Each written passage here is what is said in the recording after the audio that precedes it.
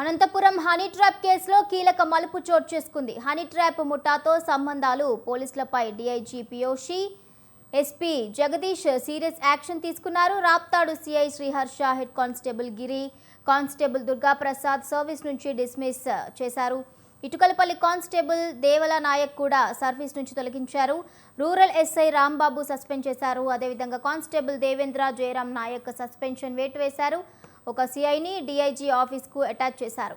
ఇప్పటి వరకు 9 మంది పోలీసులపై ఉన్నతాధికారులు చర్యలు తీసుకున్నారు. ఇక దీనిపై మరింత సమాచారం మా ప్రతినిధి సుబ్బారెడ్డి అందిస్తారు. సుబ్బారెడ్డి, ఏదైతే అనంతపురం హానీ ట్రాప్ కేసులో పోలీసులు ఉన్నతాధికారులు ఒక సంచలన నిర్ణయం తీసుకున్నారని చెప్పుకోవచ్చు. ఎందుకంటే హానీ ట్రాప్ ముఠాతో ఉన్నటువంటి పోలీసులకు ఉండేటువంటి సంబంధాలు ఏవైతే ఉన్నాయో అన్ని కూడా ఈ రోజు బట్టబయలాయని చెప్పుకోవచ్చు. ఎందుకంటే ప్రధానంగా దీనిపైన డిఐజీ షిమోషితో పాటు ఎస్పీ జగదీష్ సీరియస్ యాక్షన్ తీసుకోవడంతో పోలీసు ఉన్నతాధికారులతో పాటు కింది స్థాయి ఉండేటువంటి సిబ్బంది ఎవరైతే ఉన్నారో కానిస్టేబుల్, హెడ్ కానిస్టేబుల్ పైన కూడా చర్యలు తీసుకోవడం జరిగింది. అయితే ఇందులో ప్రధానంగా సిఐ, హెడ్ కానిస్టేబుల్, ఇద్దరు కానిస్టేబుల్ ఇప్పటికే డిస్మిస్ చేయడం జరిగింది. అలాగే ఎస్ఐతో పాటు మరో ఇద్దరు కానిస్టేబుల్ కూడా సస్పెండ్ చేయడం జరిగింది. ఇందులో రాప్తాడు ఎవరైతే ఉన్నారో శ్రీహర్ష, అలాగే వీళ్ళ దగ్గర పనిచేసేటువంటి హెడ్ కానిస్టేబుల్ గిరి, అలాగే దుర్గా ప్రసాద్ వీళ్ళిద్దరిని కూడా సిఐతో పాటు సర్వీస్ నుంచి డిస్మిస్ చేయడం జరిగింది.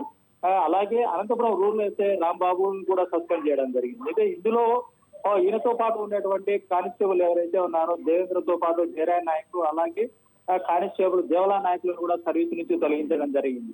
ఏదైతే ఇందులో మరో సీఐ అయినటువంటి శేఖర్ ను కూడా కర్నూలు రేంజ్ డిఐజీకి అటాచ్ చేయడం జరిగింది. ఇందులో ప్రధాన పాత్ర పోషించినటువంటి ఇద్దరు సీఐలతో పాటు ఎస్ఐని, అలాగే హెడ్ కానిస్టేబుల్ కూడా వీళ్ళు మొత్తం 9 మందిని కూడా పోలీసులు 9 మందిపై కూడా చర్యలు తీసుకోవడం జరిగింది. ఏదైతే గత 4 రోజుల నుంచి అనంతపురం జిల్లాలో ఒక సెన్సేషనల్ గా ఉన్నటువంటి హానీ ట్రాప్ కు సంబంధించి ఇప్పటికే ఇందులో ప్రధాన పాత్ర ఉండేటటువంటి ఎవరైతే ఉన్నారో రంగమ్మ అలియాస్ చిన్నేనితో పాటు మరో 4గురిని ఇప్పటికే అధికారులు వీళ్ళు అందరినీ కూడా కోర్టుకు సరెండర్ చేయడం జరిగింది. అలాగే వీళ్ళందరినీ అరెస్ట్ చేసి కోర్టుకు సబ్మిట్ చేయడం జరిగింది. వీళ్ళకు రిమాండ్ కూడా విధించడం జరిగింది. అయితే ఈ రిమాండ్ లో ఉన్నప్పుడే వీళ్ళ దగ్గర ఉన్నటువంటి ఏదైతే బాధితుల దగ్గర నుంచి దాదాపు 20 మంది బాధితుల దగ్గర నుంచి 13 లక్షల రూపాయల నగదు, అలాగే 2 కత్తులు, ప్రాంసరీ నోట్లను కూడా పోలీసులు స్వాధీనం చేసుకుని వీళ్ళందరినీ అరెస్ట్ చేసినటువంటి పరిస్థితి. ఏదేమైనా కూడా ఓవరాల్ గా చూసినట్లయితే ఈ హానీ ట్రాప్ కు సంబంధించిందిలో వైసీపీకి సంబంధించినటువంటి ఉప సర్పంచ్ దేవేందర్ రెడ్డి అనేటువంటి వ్యక్తి కూడా ఇందులో పాత్ర ఉంది అనేటువంటిది కూడా పోలీసులు ఒక ప్రాథమిక నిర్ధారణకు రావడం జరిగింది. అయితే ఏదైతే ఈ బాధితులు ఇచ్చినటువంటి దాదాపు 20 మంది బాధితులు ఇచ్చినటువంటి కంప్లైంట్లు బేస్ చేసుకొని జిల్లా ఎస్పీ జగదీష్ చేసినటువంటి ఏదైతే జగదీష్ చేసినటువంటి కృషి వల్ల లేదా జగదీష్ చేసుకున్నటువంటి కఠిన నిర్ణయాలతో 9 మంది పోలీసులు, అలాగే సిఐ, ఇద్దరు సిఐలతో పాటు ఎస్ఐ కూడా వీళ్ళపైన చర్యలు తీసుకోవడం జరిగింది. ఓవరాల్ గా చూసినట్లయితే ఈ హానీ ట్రాప్ అనేటువంటిది రాష్ట్ర స్థాయిలో ఒక సెన్సేషనల్ అయిందని చెప్పుకోవచ్చు.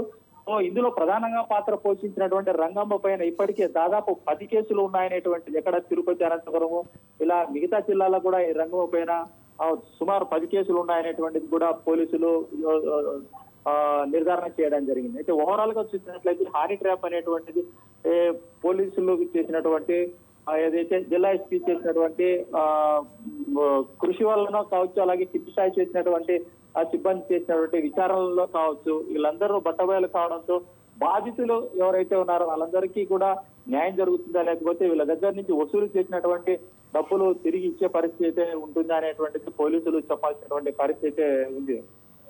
Right, okay. Thank you Subba Reddy. Thank you for the updates.